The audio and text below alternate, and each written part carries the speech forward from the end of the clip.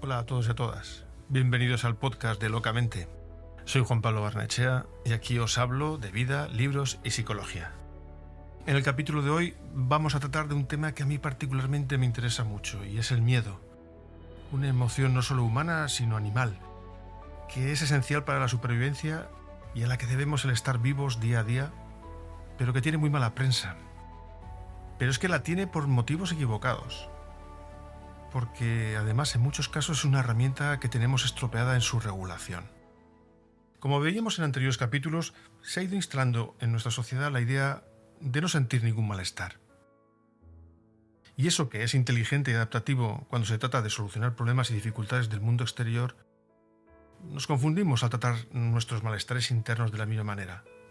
Es decir, tratar de suprimirlos.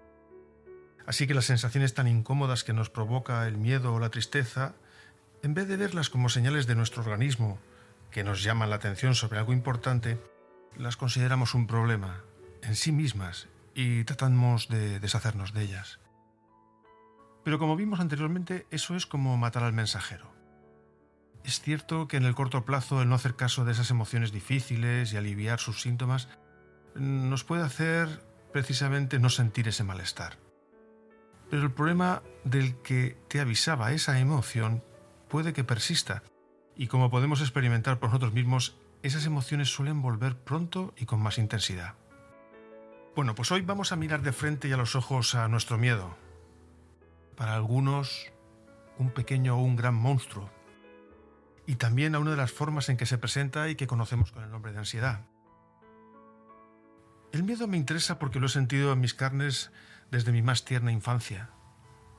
Y veo ahora que es que no puedo evitar que en cada podcast soltar algún lugar común o una cursilería, pero en fin, debe ser marca de la casa.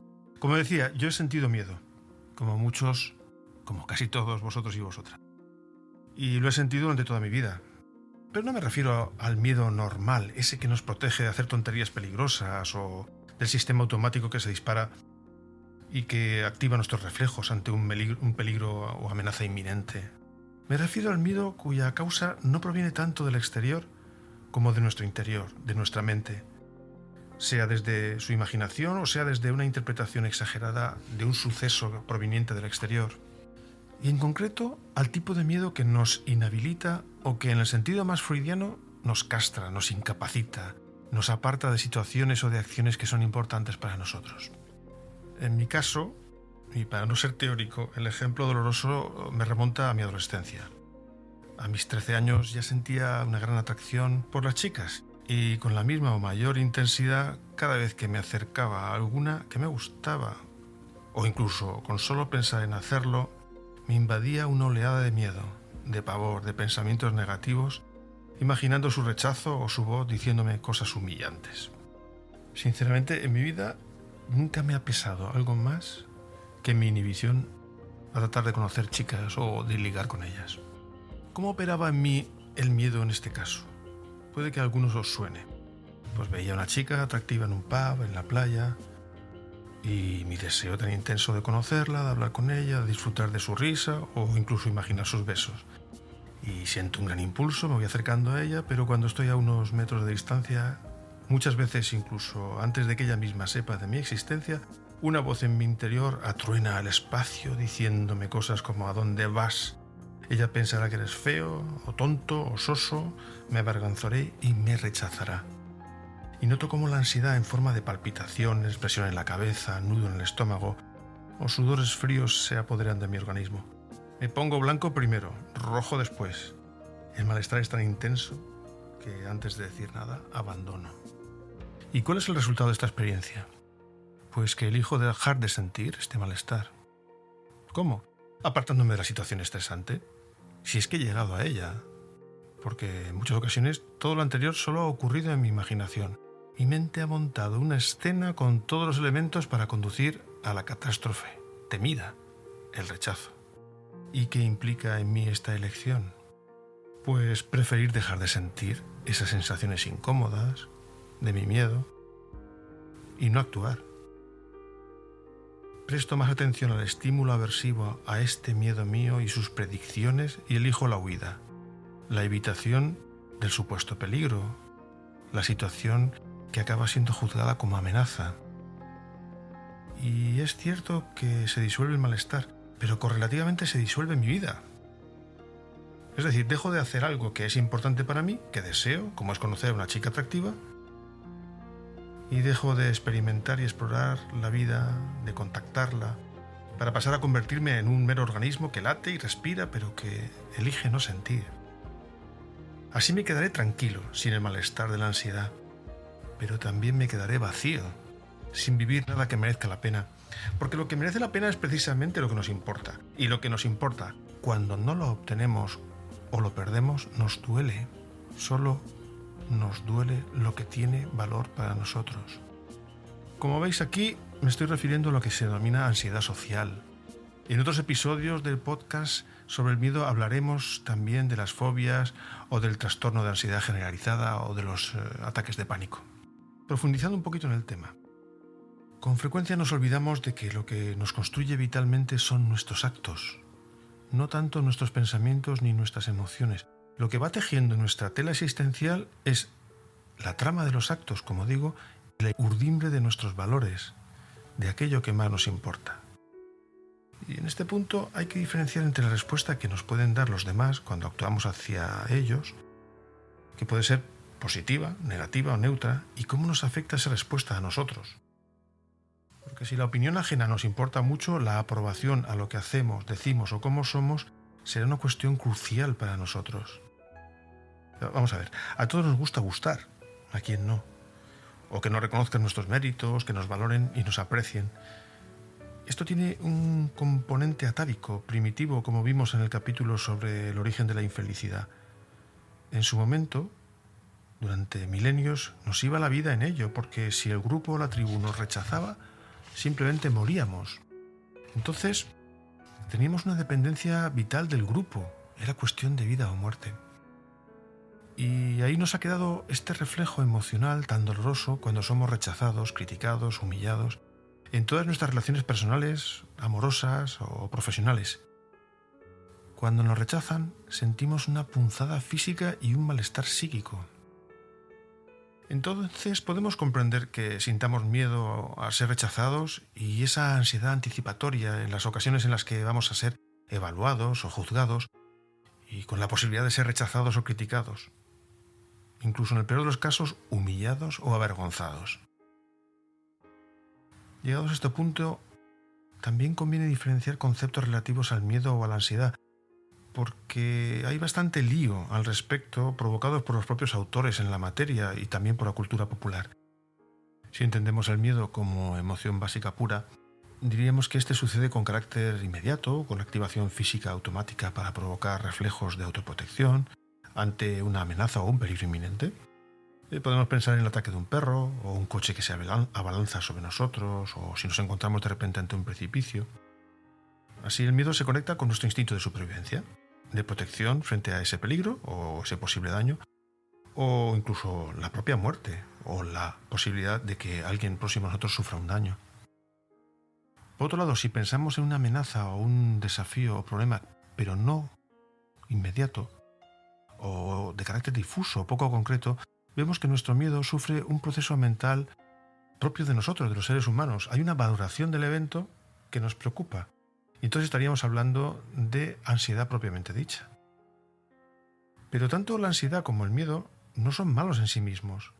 De hecho, son herramientas humanas muy valiosas que se activan para llamar nuestra atención y prepararnos para encontrar una solución a ese problema, a esa amenaza, ¿no? Y aquí empieza la clarificación del tema, porque la clave está en su eficacia. Es decir, ¿es útil nuestro miedo y nos ayuda a solucionar bien nuestros problemas y amenazas? ¿O se equivoca nuestra mente en sus valoraciones e intensidades? ¿Guarda nuestro miedo coherencia con la situación que lo dispara? Y si hablamos de ansiedad, ¿es nuestra ansiedad ante algo que estamos pensando que va a suceder eficaz para nosotros? ¿Nos ayuda a adaptarnos con la solución al problema, amenaza o al peligro? Muchos de nosotros a menudo contestamos no a estas preguntas y ello es porque tenemos el panel de control emocional y mental bastante mal regulados. Pero vamos por partes. ¿Os habéis preguntado alguna vez por qué el miedo o la ansiedad en sus diferentes formas conllevan sensaciones tan molestas y desagradables? Pues precisamente para eso, para molestar, para llamar nuestra atención, para que miremos a dónde apuntan, porque allí hay una amenaza o peligro al que hay que atender. Ello tiene que ver con nuestro instinto de autoprotección, es decir, son herramientas adaptativas a nuestra vida en la Tierra. Y aquí llegamos a uno de los libros que en esta ocasión recomiendo. Es del psicólogo Jorge Barraca y lleva por título La mente o la vida. Dice este autor que la cuestión no es tener o no ansiedad, sino si estimamos si esta es excesiva o inadecuada. Pero es que tenemos un problema añadido, y es que por el tipo de vida que llevamos no sabemos cuándo lo es. Pero no solamente eso. En las últimas décadas se ha desviado el tema considerando a la ansiedad y el malestar y las sensaciones que conlleva como un mal en sí mismo, olvidándose de mirar hacia donde señala con su alarma. Entonces se hace con la ansiedad lo mismo que se ha hecho con la fiebre durante tanto tiempo. Se mata al mensajero. Es decir, se trata de eliminar el síntoma, considerando a la ansiedad como un malestar al que hay que suprimir. De ahí los millones de ansiolíticos que se consumen en el mundo. Y tenemos en España el triste honor de ser el país con mayor consumo de los mismos. Pero es que si hemos visto que la ansiedad es un síntoma y nos sirve para adaptarnos a la vida, entonces, lo lógico, en vez de acallarla, lo que habría que hacer es escucharla. Y aquí quiero volver a comentar que hay diferentes experiencias ansiosas. De la que hablo aquí, como indiqué al principio, la del tipo puntual, en la que sentimos referida a una situación concreta y que cuando ésta cesa también acaban las sensaciones poco a poco, aunque podrían presentar remanencia si nos quedamos enganchados a nuestros pensamientos rumiando la situación ansiógena. Y la diferencia de ese otro estado ansioso, cuando la ansiedad se ha quedado instalada en nuestra cabeza y en nuestro cuerpo y nos acompaña como si fuese ropa húmeda un tiempo más largo, unos días, y esos días unos más mojados que otros, y entonces nos encontramos nerviosos. A veces la causa de esta ansiedad no la tenemos clara, aparece como una amenaza difusa que nos deja en un estado de alerta permanente. En este podcast solo voy a tratar de esa ansiedad puntual, que se convierte en un problema cuando nos inhabilita para la acción en un asunto importante para nosotros, como veíamos al principio. Ante una situación dada que nos parezca amenazante o estresante, nuestra ansiedad se pondrá en marcha para que nos activemos en la búsqueda de soluciones. Lo suyo sería ponernos manos a la obra y tratar de realizar los cambios precisos en nuestro entorno y ponernos a trabajar en el sentido más amplio de la palabra, de esforzarnos para conseguir solucionar el problema. Y tras esa adaptación las sensaciones molestas irán cesando. Pero también podríamos decidir eludir el problema, no enfrentarnos a la situación, con lo que también de este modo las sensaciones asociadas a la ansiedad irán desapareciendo. También podría suceder que no podamos cambiar esas circunstancias, con lo que la amenaza y la ansiedad van a permanecer y lo único que nos queda será aceptar lo que es, tanto afuera, en el entorno, como dentro de nosotros, con esa ansiedad y frustración que nos va a quedar. Por último, como ya sabemos, también podemos no realizar acción alguna y además dedicarnos a luchar contra la ansiedad, tratando de controlarla y taparla, de apartar esas sensaciones de malestar de nosotros, con las consecuencias que luego veremos. Pero es que aquí viene el meollo de la cuestión. Hay que recordar que el objetivo no es vivir sin ansiedad, que sería como cortarnos una pierna prescindiendo de ella, sino que tenemos que aprender a usarla, a usar esa ansiedad. Porque además nos vamos a encontrar con un nuevo problema en el caso de que decidamos luchar contra la ansiedad para que desaparezca. Porque cuanto más se quiera controlar, más intensa se hace. No hay nada que cause más tensión que tratar de estar siempre tranquilos, con lo que el problema no es la ansiedad, sino su control. Es cierto que podemos realizar actividades que rebajen nuestro estado ansioso, como distraernos con la tele, el ordenador o internet, o algún juego o deportes, y esto funciona dándonos alivio en el corto plazo y durante un tiempo, pero siempre que los niveles de ansiedad sean bajos, pero no resultan eficaces cuando la ansiedad es alta. Por último, quería subrayar un elemento que no nos ayuda nada en este tema, y es nuestro lenguaje. Lo que nos dice nuestra voz interior no suele ayudar cuando suenan cosas dentro de nosotros como esto es insufrible, o no lo puedo soportar, o no voy a librarme jamás de la ansiedad. De modo que en vez de sentir las sensaciones, solo, Añadimos también malestar psíquico de preocupación por los males que anticipamos en el futuro. Y lo que estamos haciendo es añadirlos a nuestro presente. Cuando trabajamos nuestra ansiedad hay que tener muy en cuenta que una cosa son las sensaciones, algo físico, y otra muy distinta lo que pensamos de las mismas. Porque es al interpretarlas dramáticamente, esas sensaciones, cuando añadimos dificultad al tema. Si nos libráramos de esas valoraciones mentales y nos quedáramos exclusivamente con las sensaciones corporales, sintiéndolas tal y como son, el problema no tendría para nosotros tanta trascendencia. Y ese es el trabajo que se hace y se aprende en terapia. El trabajo personal con la ansiedad y el miedo implica un proceso de clarificación vital. ¿Qué quiero decir con semejante idea que suena tan sentenciosa y profunda? Pues que todas nuestras emociones de alguna manera reflejan o apuntan a algo o a alguien de nuestra vida que nos resulta importante. Si una entrevista de trabajo nos provoca ansiedad, es porque para nosotros conseguir la autonomía económica o la realización profesional es muy importante. Si pedir una cita a otra persona nos genera ansiedad es porque las relaciones personales o la intimidad o el amor, incluso el sexo, son temas importantes para nosotros. Si hablar en público es algo que nos pone nerviosos es porque nuestra imagen personal nos importa, como nos importa la aceptación ajena o el reconocimiento. Si realizar la declaración de la renta nos genera ansiedad es porque es un tema relevante para nosotros. Queremos cumplir nuestras obligaciones fiscales, aunque solo sea para evitarnos males mayores, consecuencias negativas. Lo anterior podría extrapolarse a otras emociones, como la ira o la tristeza. Cuando surgen, es para proteger algo valioso o para honrar una pérdida sensible. Son emociones que nos señalan valores vitales esenciales para nosotros. ¿Y por qué subrayo esto? Pues porque nos coloca en la dirección correcta para trabajar con nuestra ansiedad. En este caso con el miedo puntual en situaciones concretas. Como decía, dejamos los temas de las fobias y el trastorno de ansiedad generalizada o los ataques de pánico para otra ocasión. ¿Y cuál es la dirección correcta de la que hablaba? Pues es que con frecuencia nos equivocamos y en vez de mirar a lo que nos importa, vital y realmente, las personas, un objetivo nuestro, un proyecto, nos quedamos paralizados, atascados, prestando nuestra atención y energía a nuestro miedo y las sensaciones que trae, tratando de librarnos de todo ello.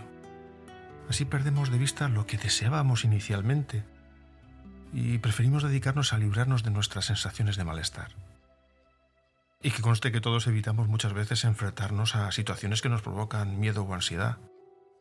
Y que para dejar de sentir esas sensaciones tan molestas, los ahogos, las palpitaciones, las angustias o los sudores y los dolores de cabeza, pues dejamos de llamar a esa persona que nos interesaba, o no nos presentamos a esa entrevista, a esa audición o a ese examen, y decidimos distraernos viendo la tele o jugando o bebiendo o incluso haciendo deporte. Y es que todo esto no está ni bien ni mal en sí mismo.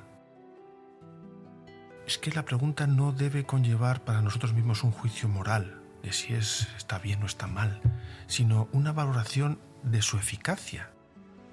Y me explico. La acción que he elegido realizar por oposición a la que inicialmente quería hacer, ¿es efectiva para mi vida? ¿La vida que quiero y decido vivir? Porque abandonar un par de veces el camino que habíamos marcado como importante para nosotros nos puede compensar en el corto plazo y así no sentir ese malestar del miedo tan intenso. El problema es si lo repetimos con frecuencia, si preferimos sistemáticamente no sentir esas sensaciones de la ansiedad y para ello dejamos de actuar hacia lo que era importante para nosotros. Y entonces nos acabaremos encontrando con una vida no vivida, no concretada, sin significado.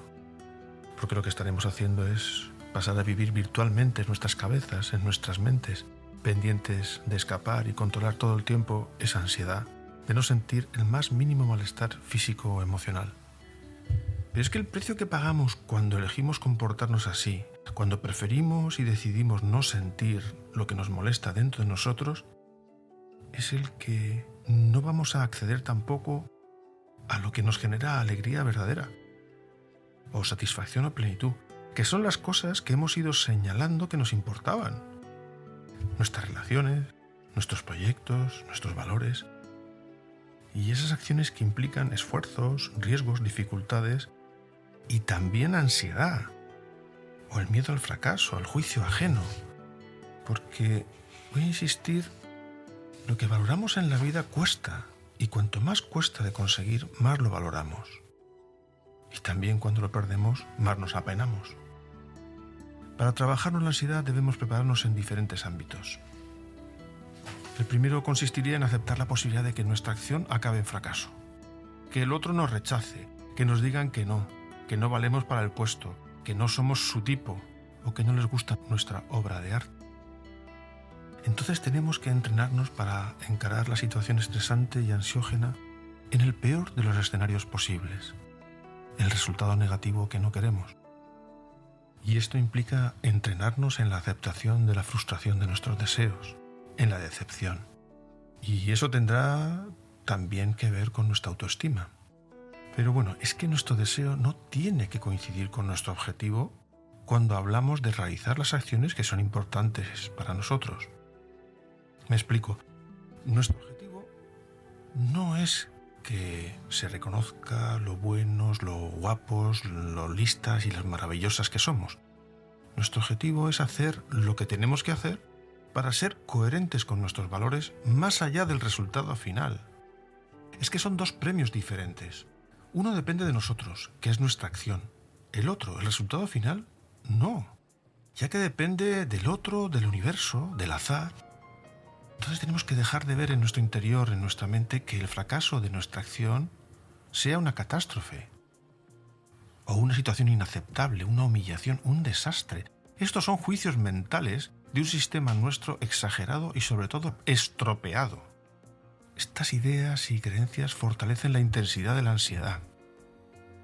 Así que resulta comprensible el que si pensamos en estos términos, pues lo más prudente ante semejante riesgo posible imaginado por nuestra mente, el de una catástrofe, pues que optemos por retirarnos.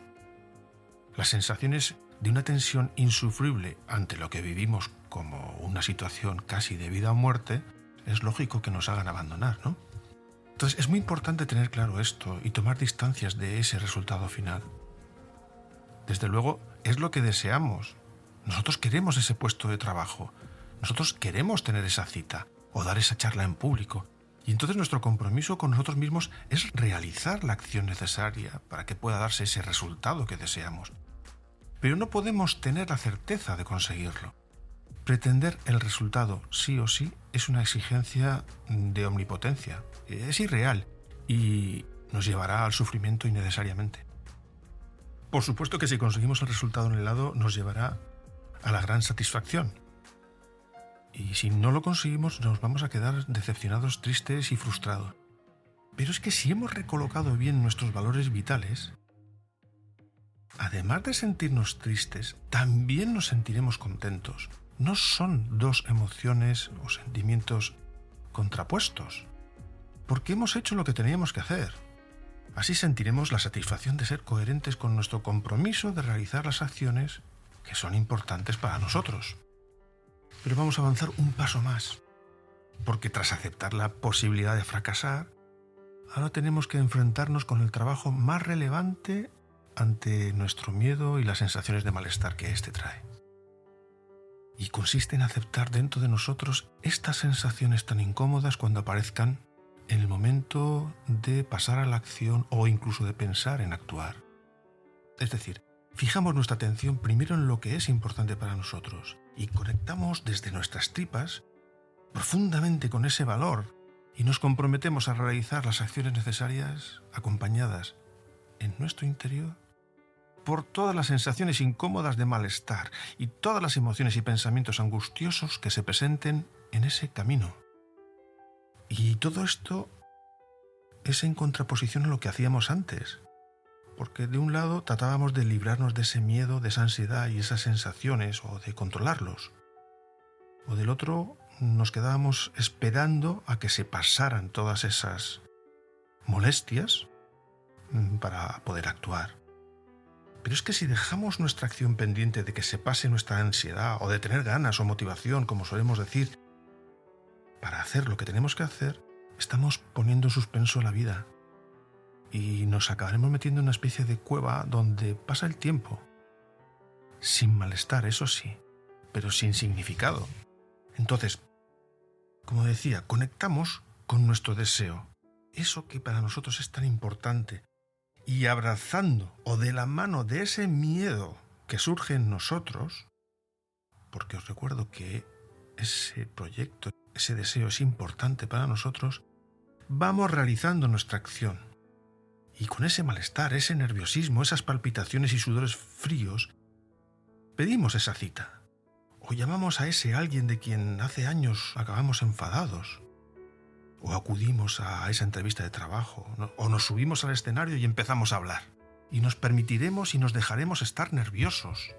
Dejaremos de luchar y de empujar con eso. Porque es que sí que estamos nerviosos. Porque aquello que estamos viviendo es importante para nosotros. Y como digo, no lucharemos contra lo que nos pasa, sino que simplemente diremos lo que hemos venido a decir, aunque nos cueste, aunque tartamudeemos, aunque no lo hagamos muy bien. Porque como decía, lo que importa es que estamos ahí haciéndolo, lo mejor que podamos. Por cierto, si insistimos en estas acciones, aunque los nervios y las sensaciones sigan apareciendo, casi seguro que cada vez lo haremos mejor. Y el abrazar esas sensaciones tan angustiosas y desagradables, elegimos hacerlo no para demostrar nada a nadie, ni siquiera a nosotros mismos, ni por un mero afán de superación. Eso es ego y no nos interesa. Lo que perseguimos es dejar de gastar energía psíquica en controlar ese malestar, dejar de luchar contra esas sensaciones y pensamientos, abandonar el control de esa ansiedad y dedicarnos a realizar esas acciones tan relevantes para nosotros, dejando de ser esclavos de ese miedo, de esos pensamientos, de esas conductas de evitación. En fin, ya está bien. Os animo a poneros en acción hacia lo que sea importante para vosotros y vosotras. Como ya sabemos, acompañados de nuestros amigos tan difíciles, el miedo y la ansiedad. Os ha hablado Juan Pablo Barnechea en Locamente, coach y counselor en mapas de clarificación vital. Os recuerdo que podéis suscribiros al canal a través de las plataformas más populares y también consultar todos estos podcasts y poner vuestros comentarios en mi web, locamente.es. Un abrazo muy cariñoso para todas y todos.